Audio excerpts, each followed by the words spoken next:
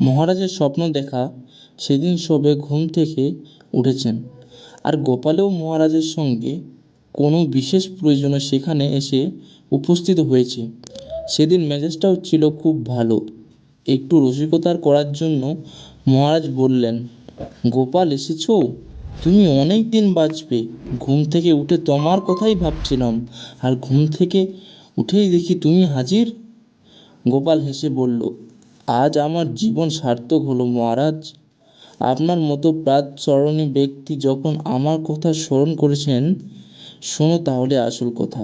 কাল রাতে তোমাকেই স্বপ্ন দেখছিলাম। তুমি আর আমি দুজনে কোথায় যেন যাচ্ছি।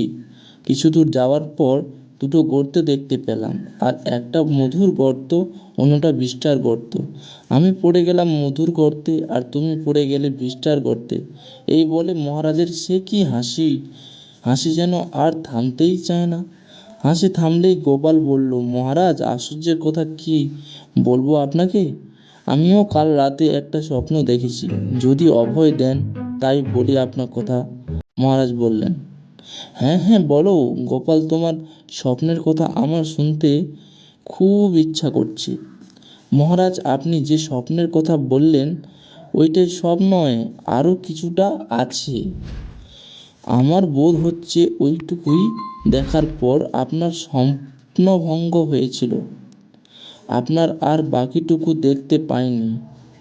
শেষটুকু আমি দেখছিলাম। মহারাজ উৎসাহের সঙ্গে বললেন, বলো গোপাল, তারপর তুমি কি দেখলে? গোপাল বলল, তারপর দুইজনই যা অবস্থা হলো, তাতে এইভাবে তো আর পথ চলা যায় না। তাই আমরাও কোনো জলাশয়ের সন্ধান করলাম, কিন্তু কোথাও জলাশয় দেখতে পেলাম না। অগত্যা আমি আপনার গা চাটতে লাগলাম, আর আপনি আমার গা চাটতে লাগলেন। এই কথা শুনে মহারাজের বমির উদ্রেক হলো। তিনি বুঝলেন যে গোপালকে জব্দ করতে যাওয়া তার ঠিক হয়নি। তিনি মুখ ভার করে তাড়াতাড়ি গোপালকে কিছু পুরস্কার দিয়ে সেদিনের মতো বিদায় করলেন।